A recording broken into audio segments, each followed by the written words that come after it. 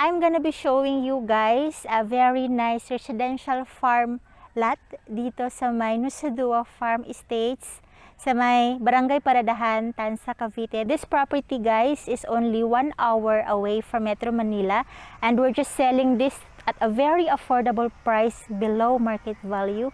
Ang zonal value po ng subdivision na ito guys is nasa 7,000 pesos per square meter. But alam nyo ba, we're just selling this below the zonal value. Kaya very ideal po para sa inyo. Clean title po.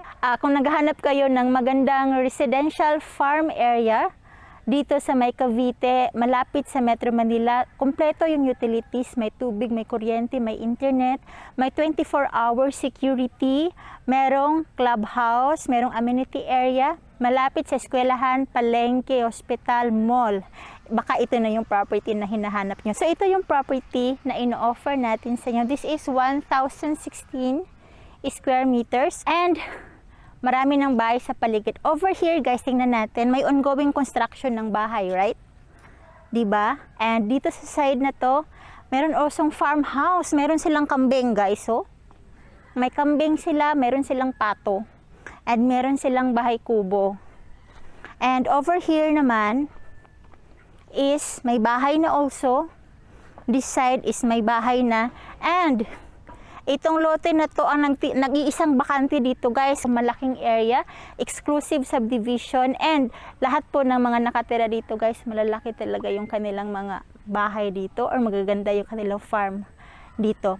Pwede mag-alaga ng baka, pwede mag-alaga ng pato, kambing, manok, pwede. Yung mga manok na free range lang or panabong.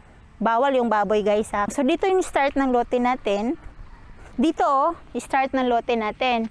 Makikita naman natin kasi may fence nung katabi. Hanggang dito. Hanggang doon kasi may ginagawang bahay.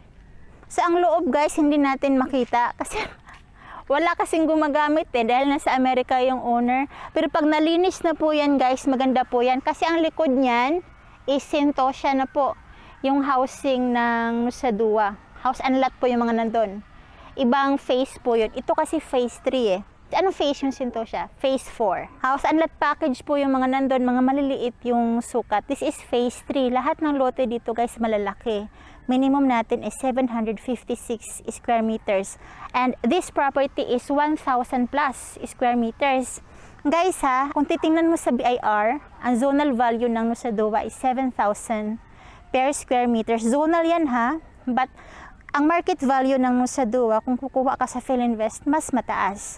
So this is 1,000 plus square meters. I-compute mo by 7,000. Diba 7 million na siya? Ang price natin dito guys, below 7 million.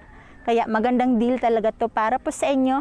Clean title. Kaya if you're interested to know more about this property, gusto ninyong makita in person, makapunta dito sa Nusadua, matest nyo kung ito ba talaga yung property na hinahanap ninyo, or gusto nyo na itong bilhin, please contact me.